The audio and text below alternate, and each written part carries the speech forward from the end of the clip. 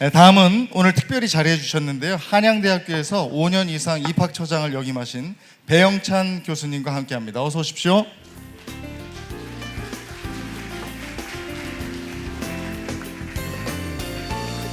네, 한양대학교에서 입학처장을 오랫동안 하셨어요. 오늘 이 자리에서 어떤 얘기 해주시겠습니까? 예, 제가 보기엔 아마 요즘 어머님들 잘 아실 텐데 국영수 중심에 아마 교육하는 게 문제가 많다는 걸 아마 어머님들 다 아실 겁니다. 그런데 자유학기제가 좋은 것도 다 아실 텐데 이게 과연 우리 학생들 대학 가는데 무슨 문제가 없을까?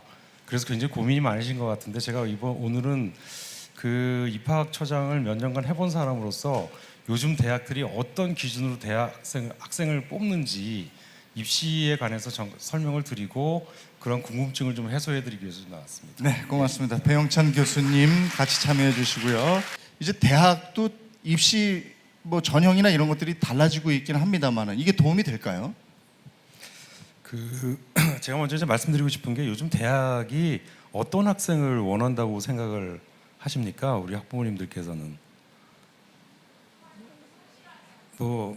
예, 대충 다 나오는 얘기들인데 사실 지난 수년간 대학에서 학생들의 우수 학생에 대한 정의는 굉장히 많이 변했습니다.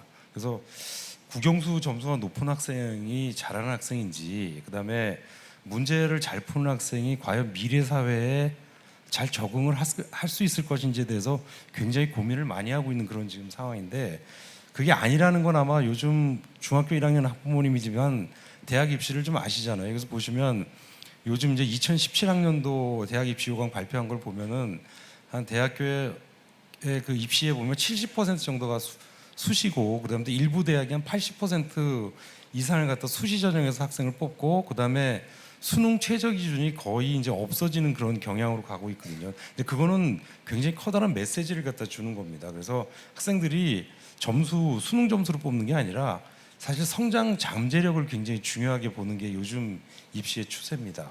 그래서 자유학기제는 대학에서도 알고 있어요. 이건 노는 게 아니다, 절대로. 학생들이 자기가 좋아하는 걸 찾은 다음에 자기 스스로 탐구할 수 있는 능력을 갖다가 키워주는 거라는 것 같다 대학들이 잘 알고 있거든요. 그런데 지금 고등학교 졸업해서 들어오는 학생들은 그런 걸 잘 몰라요. 안타깝게도 뽑고 싶은데, 왜냐하면 그렇게 교육을 안 받았기 때문에. 그래서 저희는 굉장히 지금 기대가 크고, 그래서 저희가 장기적으로 뽑는데 요즘 저희가 이제 뽑은 거 작년에, 그러니까 올해 지금 1학년 들어온 학생들 중에, 대학교 1학년 들어온 학생 중에 제가 실례를 한번 들어볼게요. 학생부에 한 줄 이런 말이 있어. 제가 예제가 여러 가지가 있는데 하나 한번 들어보겠습니다. 학생부에 뭐라고 써놨냐면, 자동차 공부를 목표로 참여하여 자동차 관련된 아이디어 노트를 정리하고 미래형 자동차를 설계해보는 등 자신의 진로를 확고하고자 노력하였다. 이게 한마디가 딱 있었어요. 선생님이 쓰신 게. 근데 사실 저희는 이거 보고 뽑지는 않아요. 근데 이 학생이 어딜 들어왔냐면 지금 평준화 일반고의 4.3등급입니다. 한양대학교 공과대학 서울 캠퍼스 들어오려면 거의 1에서 2등급 아니면 들어올 수가 없거든요. 그런데 이제 그거 읽어보고 뽑은 교수님이 보신 게, 이 학생 들어온 게 미래자동차공학과 들어왔어요. 다이아몬드 7학과니까 4년간 전액 장학금을 줍니다. 저희가 깜짝 놀란 게 자동차에 관심이 있는 학생들은 굉장히 많아요, 남학생들 중에서. 근데 이 학생이 자동차를 관심이 많아서 파다 보니까 물리가 자동차에 중요하구나. 그래서 물리 공부를 따로 했고, 그다음에 물리를 하다 보니까 기초 수학이 필요하구나. 그래서 수학 공부를 했고, 이게 선생님께서 학생백을 일목요연하게 정리를 다 해주신 거예요. 그래서 이 정도면 들어와서 이 학생 정도면 가르치면 훌륭하게 키울 수가 있겠다. 그래서 저희가 뽑았거든요. 그래서 대학에서 보면은 학교에서 교내 활동에서 경험, 결국 문제 해결 능력 같은 거 하는 거, 그다음에 활동 중에서 개인의 역할, 이거 굉장히 중요합니다. 그러니까 자기가 주도해서 뭘 할 수 있는가를 볼 수도 있고, 그다음에 활동을 통해 가지고 어떻게 이렇게 성장해 가는 걸 그걸 굉장히 중요하게 봐서 학생들을 뽑기 때문에 성적은 두 번째 문제입니다. 그래서 제가 오늘 여기 학생들 보니까 굉장히 이렇게 밝고, 그다음에 자유학기제에서 원하는 핵심 능력하고 요즘 대학에서 원하는 게 굉장히 이게 일맥상통하는구나 하는 걸 느껴서 아마도 계속 이렇게 하면은 대학들이 되게 좋아하지 않을까 그렇게 생각이 듭니다. 네. 대학에서 요구하고 있는 인재의 기준이 계속 달라지고 있다는 건 아마 느끼실 겁니다. 그리고 대학뿐이 아니고요. 이제는 그 직장에서 원하는 인재상 이것도 달라지고 있어요. 제가 MBC에 있습니다만은 저희 MBC에서 직원 채용할 때도 요즘에는 그렇게 필기시험 점수에 큰 비중을 두지 않습니다. 그 아이들의 기획서라든지 아니면 얼마나 오랫동안 PD, 기자, 아나운서를 하기 위해서 노력해 왔는가, 왜 이걸 하고자 하는가에 대한 딱 부러진 답변, 이런 걸 더 요구하는 시대가 됐는데 지금 배 교수님 말씀도 이런 맥락인 것 같습니다. 자유학기제로 인한 우리 학교의 변화 영상을 통해서 잠깐 보셨는데 어떠셨습니까? 예, 전 뭐 저희 학교 다닐 때랑 뭐 너무 분위기가 달라서 깜짝 놀랐습니다. 제가 이제 하나 여기서 말씀드리고 싶은 거는 우리 차관님 지금 방금 말씀하셨지만 우리 지난 3월에 왜 이세돌 구단하고 알파고하고 바둑 대결하신 거 기억나시죠? 네. 그게 제가 보기에는 그거는 인공지능이 인간에 대한 도전이었습니다. 그게 도전이었는데 요즘 또 언론에 보면은 중국의 천재 기사 커제 구단이 또 알파고랑 대전을 하겠다 그러잖아요. 사실 그건 알파고 쪽에서는 별로 관심이 없었는데 이제는 인간이 인공지능한테 도전을 합니다. 그런 시대가 돌아왔어요. 그래서 지금 보면 사실 이제 지금 세계는 이제 바이오로 인공지능 기반의 4차 산업혁명 시대에 접어들었다고 저는 생각을 합니다. 그래서 아마 들으셨겠지만은 이 경제학자들이 말을 합니다. 우리 여기 이 차관님이 경제학의 자 대가신데 그 경제학가님들이 얘기하시는 게 이 4차 산업혁명 때문에 아마도 향후 30년 후에 500만 개 정도 일자리가 없어질 거다라고 그렇게 지금 예측을 하고 있고, 그다음에 그러다 보면 그 말은 결국 뭐냐면 직업의 개념이 완전히 바뀌는 그런 상황이 있는 것이고, 그러면서 일부 학자들은 이거 인공지능 기반 기술들이 인간의 직업을 다 뺏어가는 거 아니냐 이렇게 걱정들을 합니다.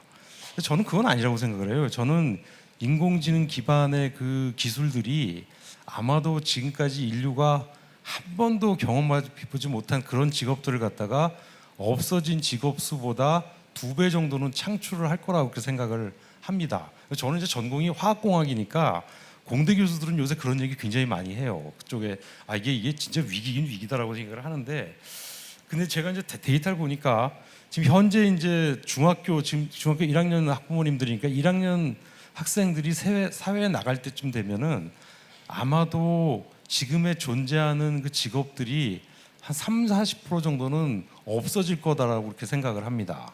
이렇게 굉장히 시사하는 바가 굉장히 커요. 그리고 현재 35세 이하의 사람들은 4차 산업혁명 하에서 생활을 할 거다라고 얘기를 하는데, 그 말은 뭐냐면 직업이 없어진다는 말은 결국은 교육을 다시 받아야 된다는 말입니다. 그래서 그게 굉장히 중요한 시사점을 던지는 건데, 그래서 제가 보면 이런 4차 산업혁명에서 이제 요구하는 능력들이 있어요. 보면 이제 이게 뭐 아까 차관님 말씀하셨듯이 복합 문제 해결 능력이 있고, 그다음에 이제 인지 능력을 굉장히 요구를 하는데 감성적인 걸 굉장히 요구를 합니다. 왜냐하면은 기계가 할 수 없는 게 감성적인 우리 인간의 감성이기 때문에 감성을 기반으로 해서 협업을 한다든가 감성을 기반으로 해서 상대방을 설득을 한다든가 창의력도 그렇고 모든 게 감성 기반으로 나와야 되는데, 제가 사실은 좀 놀랐어요. 좀 저희 대학들은 뭐 교육부에서 하는 일 좀 시큰둥하게 생각하는데, 제가 이제 차관님한테 감사의 말씀을 드리는 게, 저는 이 자유학기제 보고 깜짝 놀란 게 자유학기제 기반이 감성 기반입니다.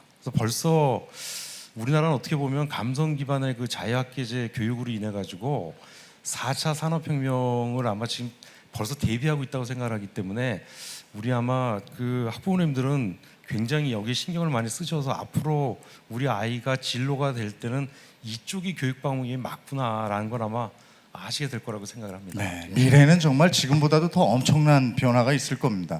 그러면 이런 교육이 고등교육에도 쭉 연달아서 영향을 미치지 않을까 싶은데, 배영찬 교수님 어떠세요?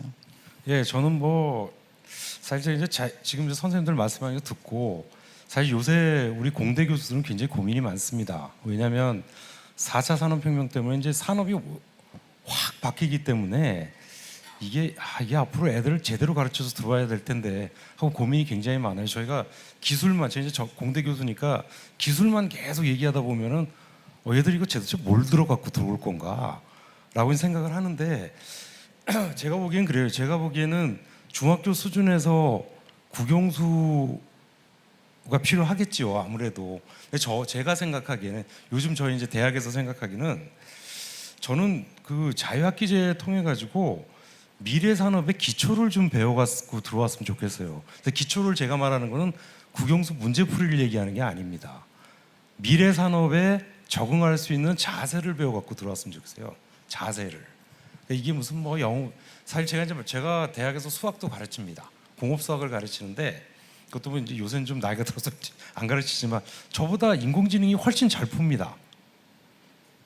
과학도 마찬가지예요. 물리도 마찬가지고 제가 보기엔 아인슈타인보다 훨씬 잘 풀걸요 아마 문제 푸는 거는. 근데 그런 사람이 필요할까요 이제 앞으로? 왜냐면 인공지능이 다 하는데 그거는 아니에요. 그래서 제가 아까 차관님도 말씀을 드렸지만은 저희가 요새 생각하는 게 그래서 야 이거 우리 기초 가르치는 교수들 직업 없어지겠다 이거 뭐 수학도 그렇고 뭐 요새도 수학은 공식 집어넣으면 미적분 다 해서 나옵니다 그냥 그러니까 그 정도니까 아마 지금 학생들이 사회에 나갈 때쯤 되면 그거 갖고는 안 될 거예요. 그래서 저는 자세가 굉장히 중요한데 지금 4차 산업혁명 기반의 그 미래 산업이라는 게 결국은 직업입니다. 그리고 진로고. 그러니까 지금 이제 여기 가서 진로 체험 많이 가고 그러는데 그런데 가서 뭐 하나 이렇게 보는 것보다는 자세가 되게 중요한 것 같아요. 이게 내가 스스로 공부할 수 있는 능력을 키우고 탐구를 하고자 하는 그런 뭐 동기유발 같은 거 그런 게 훨씬 중요할 것 같아요. 그래서 제가 보기엔 자유학기제 교육받은 학생들이 이제 대학에 들어오면은 요즘은 그렇습니다. 아까 우리 사회자께서 말씀하셨지만 저는 이제 공대 그 수학도 풀고 이제 기초를 가르치는 사람이니까 제가 필기를 하면 애들이 동시 필기를 해요.